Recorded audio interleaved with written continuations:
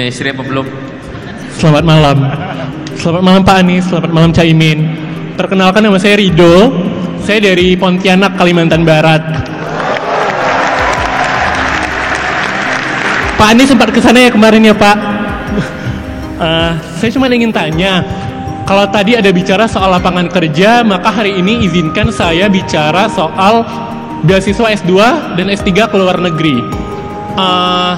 Kondisinya begini Pak, apabila saya melihat teman-teman saya, banyak sekali problem yang ditemukan dalam skema pendidikan beasiswa ke luar negeri. Beasiswa LPDP saja sebagai contoh. Peraih beasiswa LPDP akan melakukan berbagai macam cara untuk tetap menetap di luar negeri dan tidak mau kembali ke Indonesia. Padahal sudah berkomitmen untuk kembali ke Indonesia dan mengabdikan dirinya untuk kemajuan bangsa. Saya tahu Pak Anies peraih beasiswa di Amerika. Saya tahu Pak Anies pernah mengeluarkan statement bahwa peraih beasiswa LPDP tidak perlu terburu-buru untuk kembali ke Indonesia. Di sini saya catat, kita ingin lebih banyak orang-orang Indonesia yang berada di posisi-posisi kunci di mana-mana.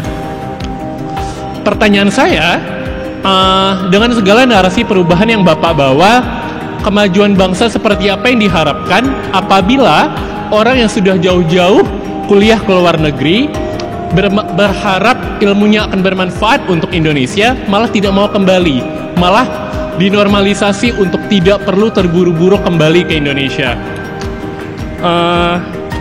Lalu selanjutnya, ya Pak? Pertanyaannya? Ya, itu tadi pertanyaannya.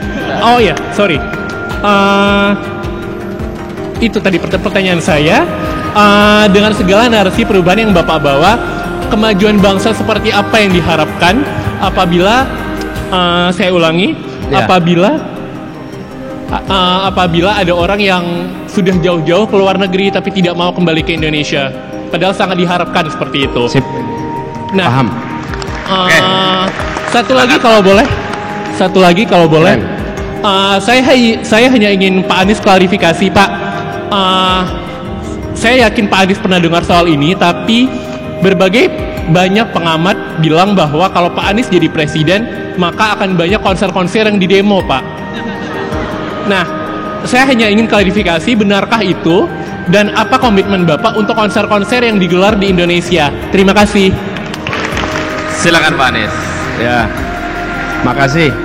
Pertama gini, tadi dibilang bahwa banyak anak-anak sudah dapat beasiswa pergi ke luar negeri, dapat beasiswa dari negara, kemudian mereka diharapkan kontribusi Indonesia dan pulang ke Indonesia. Oke?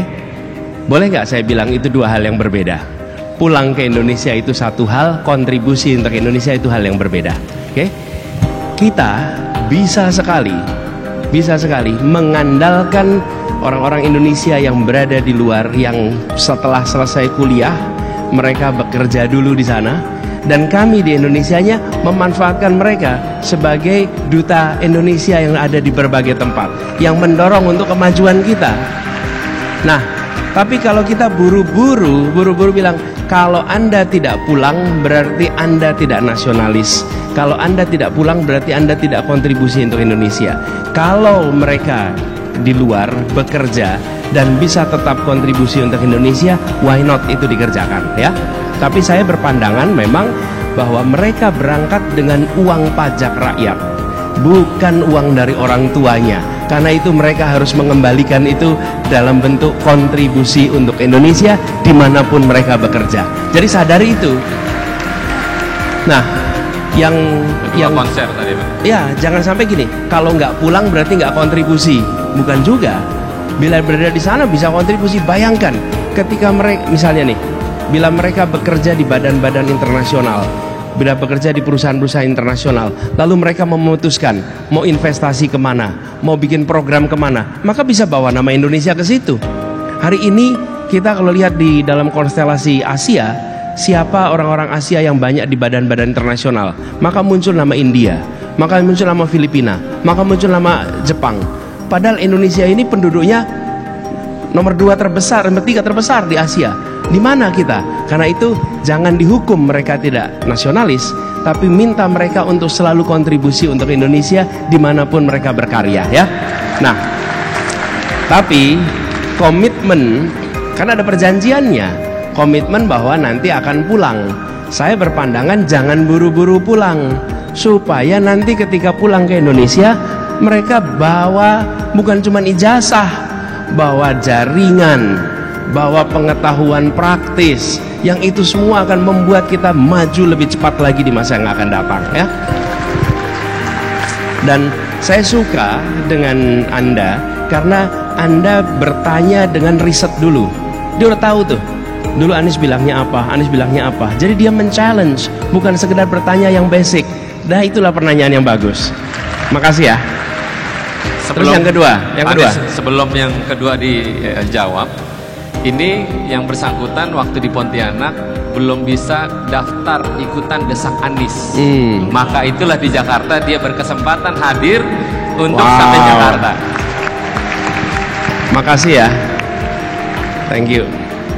Lalu yang kedua tadi, gini, kalau di masa kampanye banyak yang nakut-nakutin. Iya, zaman dulu juga gitu di Jakarta, banyak sekali nakut-nakutin. Nanti kalau Anies jadi gubernur, IMB rumah ibadah susah. Yang terjadi sebaliknya, justru semuanya berhak mendapatkan IMB. Betul nggak? Ya. Jadi saya ingin sampaikan kepada semua, ketika bekerja itu menggunakan prinsip saat mengambil keputusan. Apa prinsipnya? Nomor satu, kesetaraan. Nomor satu. Yang kedua, kepentingan publik. Yang ketiga, data, informasi, common sense. Yang keempat, aturan, undang-undang, regulasi, konvensi. Jadi ambil keputusan itu. Semua kegiatan yang memang punya aturannya silahkan dijalankan. Semua kegiatan yang sesuai dengan ketentuan yang ada jangan dilarang. Negara memberikan ruang untuk seluruh kegiatan itu bisa dilakukan selama dia ikut dalam aturan yang ada di Republik Indonesia. Oke? Di sisi lain, kita juga tidak boleh melarang kalau ada yang mau mengungkapkan pendapatnya. Sekarang nih, acara resolusi Indonesia. Kalau ada sekelompok orang yang mau protes di depan sana, kami tidak setuju ada resolusi Indonesia, dia juga tidak boleh dilarang untuk protes. Itu adalah hak dia untuk mengungkapkan pendapatnya, sebagaimana yang lain juga punya hak untuk mengungkapkan pendapatnya. Tapi apakah negara melarang? Tidak, negara bukan melarang berdasarkan protes. Negara melarang bila melanggar peraturan, bila ada aturan yang tidak diikuti. Kebebasan dibolehkan. Nah, itu prinsip demokrasi. Jadi prinsip demokrasi itu seperti itu, bahwa kita ikut aturannya dan kita memberikan ruang untuk yang mendukung maupun yang menentang. Nah, kami malah berharap seperti kemarin dikerjakan di Jakarta itu, bikin Jakarta International Stadium, dipakai siapa? Niji konser di situ, Dewa konser di situ, betul tidak? Oh, Jakarta penuh dengan konser kemarin. Kenapa jadi khawatir besok nggak ada konser? Betul nggak? Iya. Tapi Panis, waktu ada bola ada banjir Panis. Makanya jangan suka main-main sama rumput.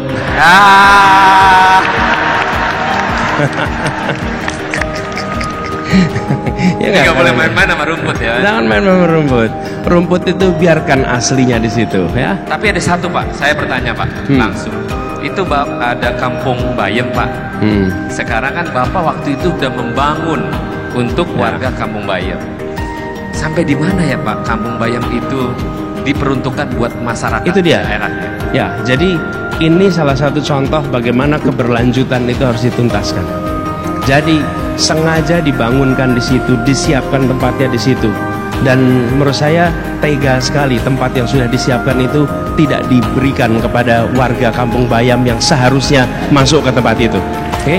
Ini adalah soal bagaimana kita mencari cara, dan kita sudah kerjakan di dalam Kampung Akuarium. Oh ya, by the way, Kampung Akuarium baru kemarin dapat penghargaan dari World Habitat. Ya, Kampung Akuarium, Bukit Duri, dan di Kampung Bayam itu semuanya sudah tuntas. Tinggal diberi izin, dan itu soal kewenangan aja. Mau diberikan apa tidak? Menurut saya itu harusnya diberikan. Dan memang batas kewenangan itu habis di 16 Oktober kemarin. Ya. Dan saya berharap pemegang kewenangan yang ada sekarang menuntaskan hak-hak warga Kampung Bayam untuk mereka bisa tinggal di tempat yang sudah kami bangun. Ya, udah dibangun tuh, udah kami bangun, udah siap, tinggal diisi saja. Oke? Dan kalau itu dikerjakan, maka kita akan bisa mengatakan Republik melindungi siapa saja. Ini bukan soal kreditnya pada gubernur sebelumnya, ini soal melindungi rakyat kita yang punya hak untuk hidup dan tinggal di tempat itu. Luar biasa, Pak. Jadi Pak Anies, mungkin Pak Imin juga udah lelah, Pak Anies juga mungkin udah capek duduk karena kata-katanya luar biasa, dan masyarakat di sini bisa menyaksikan Pak Anies sebenarnya untuk menyampaikan komitmen ke negara ini bahwa negara ini butuh pemimpin yang cukup pakai nalar agar Republik ini tetap terjaga, integritasnya bangsa ini tetap terjaga, dan perlunya orang memimpin Republik ini dengan cara humanis dan ramah. Terima kasih Pak Anies, Pak Imin. Sebelum Bapak-bapak meninggalkan panggung ini, sebelum saya usir juga, kiranya untuk membuat closing statement, Pak Imin duluan. Monggo, Pak. Ya. Terima kasih Bung Roni dan seluruh hadirin yang saya banggakan. Memang untuk menuju perbaikan kehidupan kebangsaan kita, perubahan itu sesuatu yang tidak mungkin kita abaikan. Karena apa? Banyak persoalan di depan mata yang mestinya bisa kita atasi karena kita punya kekuatan, punya dana, punya anggaran. Tetapi kita seringkali lupa bahwa kita tidak mampu memilih skala prioritas. Perubahan itu adalah, misalnya hari ini kita butuh pangan yang memadai tanpa bergantung pada impor. Perubahan itu adalah mendahulukan prioritas yang memang ada di depan mata kita untuk kita atasi sebelum kita mimpi-mimpi hal-hal yang lain yang tidak akan memberi solusi cepat bagi masyarakat kita. Terima kasih atas gagasan dan pikirannya. Indonesia masa depan adalah Indonesia yang terus berubah menuju perbaikan dan kemakmuran bersama. Mantap Pak Imin. Silakan Pak Anies. Ya. Anak muda itu datang membawa gagasan yang baru, membawa kebaruan. Kenapa disebut muda? Karena dia bawa kebaruan. Kalau dia tidak bawa kebaruan, maka dia tidak lagi muda. Maka anak muda bawa kebaruan. Dan anak muda itu tumbuh berkembang dengan proses, tidak dadakan, tidak instan. Dan iya, maksudnya kalau buah itu tumbuhnya di matangnya di pohon. Nah, saya ingin sampaikan juga dalam kesempatan ini bahwa Pak Sahroni ini bukan mendadak seperti sekarang. Dia melalui proses yang tidak sederhana, tumbuh besar di kampung yang amat sederhana di Tanjung Priuk dengan segala macam tantangan yang ada di lingkungannya. Dan dia bukan besar karena ahli waris, dia besar karena apa yang dia kerjakan sendiri. Dia bukan ahli waris siapapun, dan dia tidak membawa nama siapapun, bukan juga nama pamannya yang dibawa untuk naik ke atas, bukan. Betul nggak ini? Nah, ini adalah menurut saya salah satu contoh ke depan ketika sekarang disebut sebagai salah satu anak muda generasi baru. Ini bukan dadakan. Jadi ketika tadi dibilang sebutan kayak crazy rich atau apapun, tapi dia memilih untuk tetap tinggal di kampung tempat dia dulu berkembang, tetap tinggal dengan masyarakat di sana, walaupun sesungguhnya punya kesempatan untuk berada di tempat lain. Saya ingin sampaikan ini contoh generasi baru tumbuh berkembang lewat proses. Ketika sudah mampu memberikan manfaat bagi orang banyak, manfaat itu diberikan pertama pada lingkungan tempat dia tumbuh berkembang, dan kemudian kotanya. Dia tidak lompat buru-buru ke tingkat nasional, walaupun balihonya sudah ada di mana-mana, gitu kan? Nah, jadi closing pesannya apa? Pesannya kita insya Allah generasi yang lebih baru, generasi ke depan, yuk kita siapkan Indonesia baru dengan gagasan baru, karena itulah kita dorong perubahan. Apa sih pesan soal perubahan itu? Harapan yang kita miliki lebih tinggi daripada kenyataan hari ini. Kita ingin kenyataan hari ini berubah menjadi harapan yang kita miliki. Untuk bisa mencapai harapan itu, maka kita harus melakukan perubahan. Jadi perubahan adalah cara mewujudkan harapan jadi kenyataan. Oke, gitu. Oke. Terima kasih Pak Anies, Pak Imin untuk menyemangati masyarakat Indonesia, dan mudah-mudahan Bapak selalu sehat. Aminnya mana, woi? Banyak rezeki dan jadi pemimpin bangsa Indonesia. Sekali lagi terima kasih Pak Imin dan Pak Anies. Salam